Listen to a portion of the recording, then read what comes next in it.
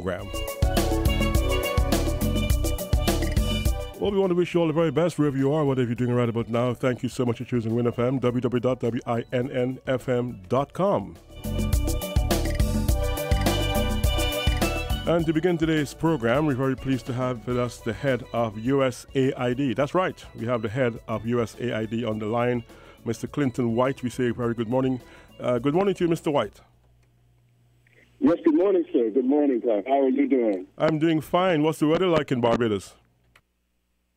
It's looking very nice here. The sunny, a little light wind, but very pleasant outside.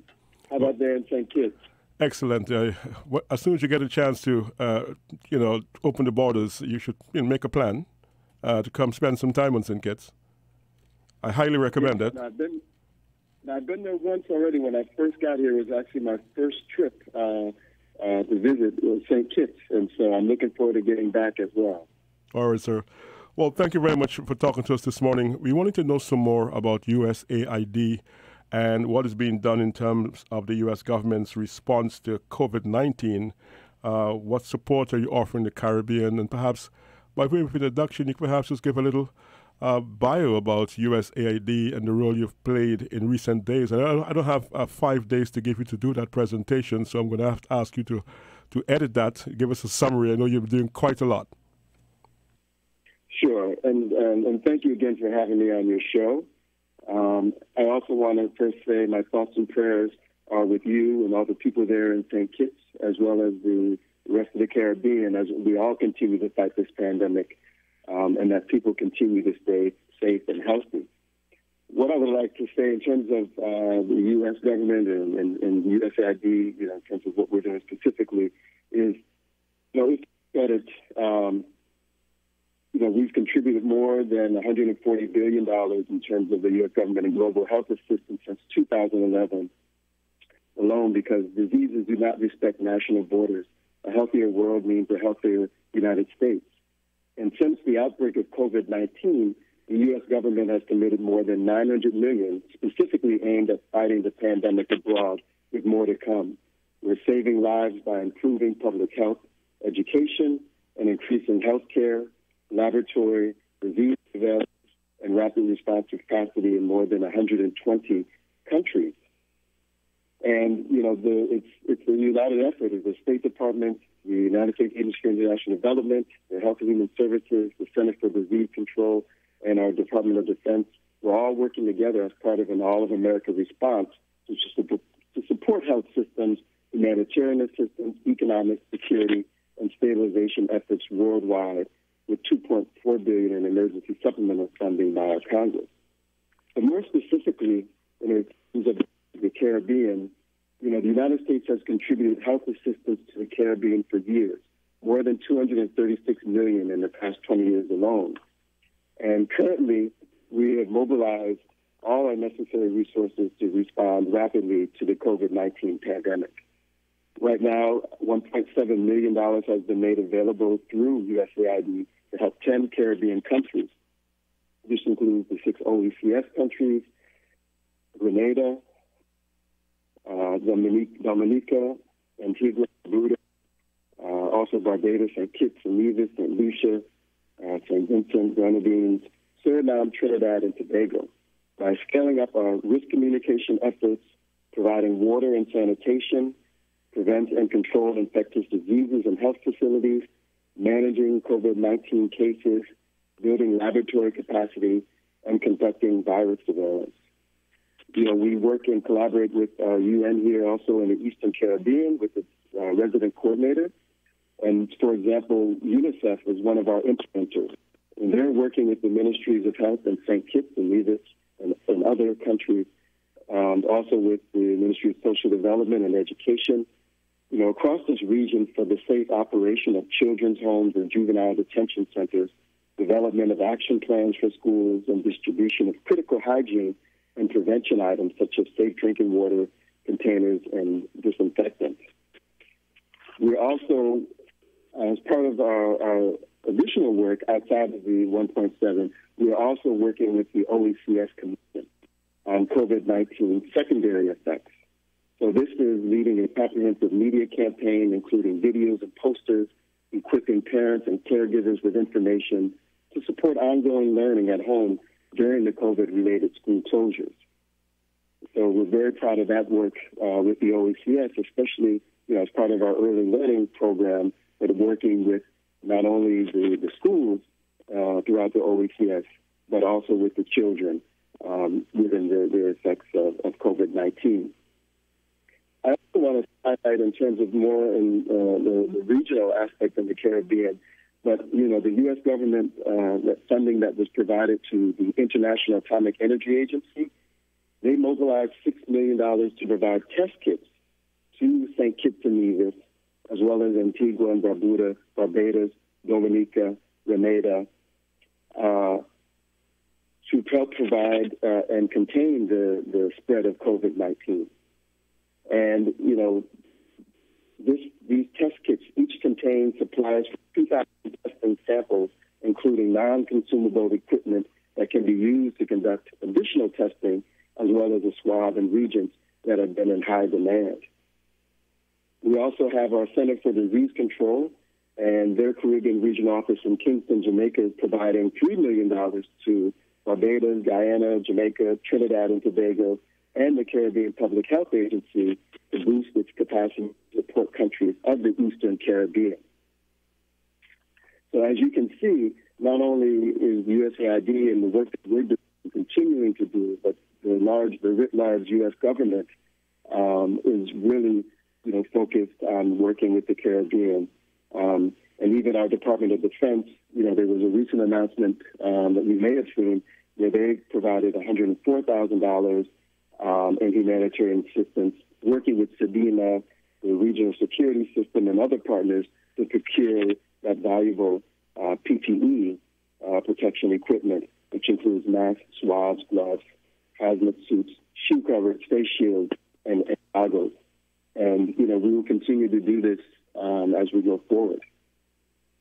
Now, Mr. White, when you look at the Caribbean region, mostly islands, small states, dependent heavily on the movement of people, you may want to call it tourism. There's also trade. There's also the importation of foodstuff.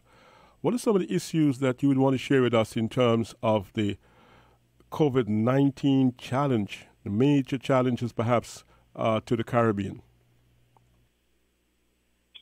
Yes. What I would say is,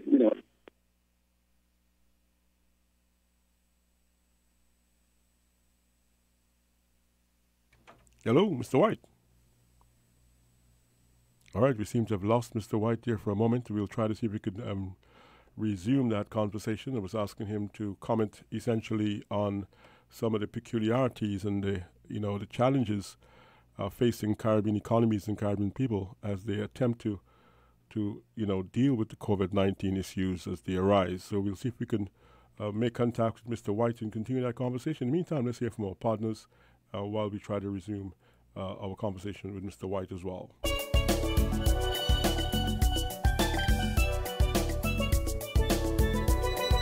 Well, a very good morning to you once again, and we're very happy to let you know that we're just about to resume our conversation with Mr. Clinton White, the head of the USAID, who is based in Barbados, and a very good morning to you once again, sir. Yes, good morning, and I apologize for that. I'm not quite sure what happened, but I will continue to make sure. I was getting worried for a minute, and I was trying desperately to get you back, so I was playing the theme. I was running around trying to get you back, so I'm glad you're here. We're just talking about the U.S. government's response in terms of helping the Caribbean to cope with COVID-19. And I ask you a question about the fact that the region's economies depend heavily on tourism and trade, movement of people. Many countries are separated by water. What are some of the specific challenges you may see for the Caribbean in terms of coping with COVID-19? Yes, and you're right. This is a huge challenge that we're all faced with, and especially in the Caribbean, where you have economic diversification is very limited. As you said and alluded to, a lot is dependent upon tourism and other businesses. But this type of impact can really cause a lot of angst in the economy. As you also as I said, the service sector that dominates, a lot of the economic activity and contributes, as much as 75% of GDP in some of these states. And the COVID-19, has a huge impact on the tourism sector.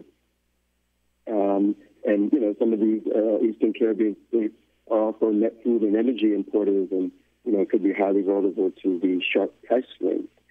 So, taking all that in mind and what's happened, at least, one of the things I can say in terms of U.S. government and USAID, in our partnering with UNICEF, they have come up with a report on the social economic impact of COVID-19 on children in the Eastern Caribbean.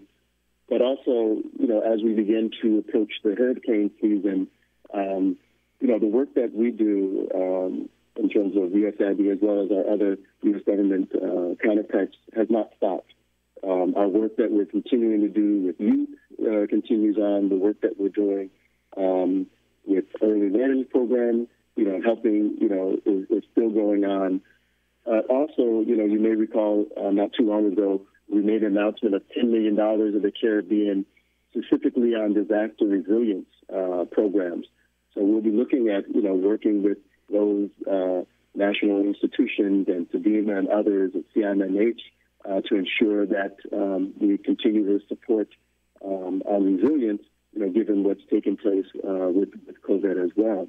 There was also a $25 million launch in the Caribbean to help small and medium enterprises working in energy or renewable energy, but also, being available for these small and medium organizations. And that's also working with a local bank in Jamaica to provide that support throughout the region.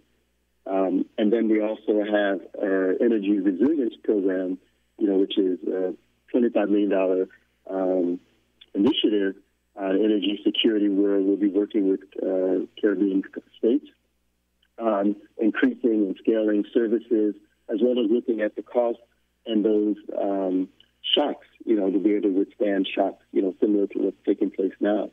And so these are things that, collectively, us as well as other donors and our Caribbean partners are working toward in a time like this. Well, no, thank you very much for that, because, the fact that the region is so dependent on tourism, the bulk of the tourists come from the U.S. of A. And, of course, there's some difficulties in terms of coping with COVID-19 in the U.S. and also Europe as well. And those are the two major source markets. I want to ask you about some specific areas, though, pertaining to slowing the spread of COVID-19. Can you talk to us a little bit about how USAID is helping to facilitate slowing the spread of COVID-19, if not stopping it entirely? Well, what I would say, through our programs, a lot of all these countries have, protocols and programs in place. And, our work and working through an implementing partner like UNICEF is helping to scale up, the risk communication efforts, which is very important.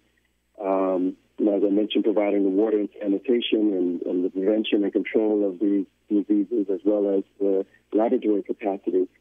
And some of the other ways, more specifically, for example, UNICEF is now working with radio stations across the Caribbean, and I hope St. Kitts and your station are included on this, but providing messages about mental health and psychological, social systems, and helping and coping with COVID-19. Which is a very important aspect of this as well. And also, with UNICEF, we're also documenting and analyzing the impact of quarantines, isolation, and school closures on women, children, and families to understand what we can do better to support them. So as I said, these are the things, as well as what I mentioned earlier with the International Atomic Energy Agency, with the test kits, as well as CDC with helping fund infection prevention, laboratory systems and supplies, including testing kits and swabs. And as you may recall, one of the things is through the U.S. government, the Best Centers Public Health Laboratory in Barbados, where COVID-19 test results are determined, opened in 2018. thanks to $6 million in financial support from the United States. So collectively, these are ways that we're supporting the countries here in the Caribbean on COVID-19. And finally, Mr. White, I know you have a limited time for this particular interview. In the context of communities, local communities, how important is it to have the tools there to enable communities to be resilient, to enable communities to perhaps help with the recovery process and care for the afflicted, if you like? And what would be some of those tools in your view? Yes. So, no, the communities play a huge role in this. I mean, we're all in this together, and the way that the more communities are involved and engaged, it helps everyone to fight and to mitigate the COVID-19. And I think what you're seeing, a lot of the communities are following the standards that each of the countries have set up in terms of working and tackling COVID-19. But one of the ways that more in terms of an example. Is with working like providing materials, and caring about the COVID-19. What are some of the things like the community we can do when it comes to the distribution of critical hygiene and prevention items? That's where they can work, providing safe drinking water containers and disinfectant and things of that nature, as well as helping. If you're looking at the impact of the quarantine and isolation and school closures, what are communities doing to help provide and spread that communication as well? And I think, lastly, one of the things I mentioned just a little bit ago is, the mental health aspect of it. And, with these materials and things that are being put out on either the radio or other communication, these are ways that communities can also help in spreading the information and working together. Well, Mr. White, we'd like to thank you very much for talking to us in St. Kitts and Nevis on the Win FM 98.9. Of course, there's lots of talk as well that the tough days are ahead, because even though as countries try to balance public health with the health of the economy, and may want to free up some restrictions to have some trade and some businesses, there are also concerns of a potential second wave when the borders are opened up to have the tourists facilitated, to have the trade facilitated. And certainly it's not going to be the way it used to be, Mr. White. Would you agree? I believe, we're all going to be working under a new normal, is what I would say. And, we'll have to continue to follow the instructions, follow guidance, and mitigating plans as we continue to fight this pandemic for all of us. Any parting thought? Yes, sir. First, one, I would very much like to thank you again for this opportunity. And as we talked about, hopefully when borders do open up again and travel, I definitely look forward to seeing you in person when I come to St. Kitts. Excellent. And then lastly, our ambassador here for the OECS and Barbados, Ambassador Tagliatella, she's been promoting her Stone of Hope campaign to highlight positive stories on how people are coping and helping others with COVID-19. And this phrase comes from Martin Luther King's I Have a Dream speech back in 1963, where he stated, out of the mountain of despair, a stone of hope. And, I just, ask all of you to continue to look at that and to see how you might be able to contribute, but also for everyone to stay safe, stay healthy, and together we'll work together to fight this. Well, Mr. Clinton White, thank you so much, sir. All the best to you and your team, and thank you for talking to us today. Do have a pleasant day, sir. And you do the same. And thank you very much, Clive. Thank you so much. Sir. All right, take care. All right, that is the head of the USAID based in Barbados, Mr. Clinton White, speaking to us about the U.S. government's response and support to the Caribbean. And you heard the numbers, you heard the specifics in terms of what's being done. We want to say thank you very much, of course, for the assistance. Any help right now is appreciated. Still very much in early stages of the COVID-19 struggle in the Caribbean. Of course, governments are weighing options just how soon can the borders be open, and what happens when the borders are open? How soon can we resume trade? What will tourism look like? What will a bus load of tourists look like? Will it have the same numbers or less? What will be the design of the vehicles? I mean, there's so much right now that the best brains in the Caribbean are now mulling over the options and how best to restart the economies, if you like, without demolishing the public health system. You're listening to NFM's 90.9. The time is 26 minutes after 11 o'clock. You're in Voices.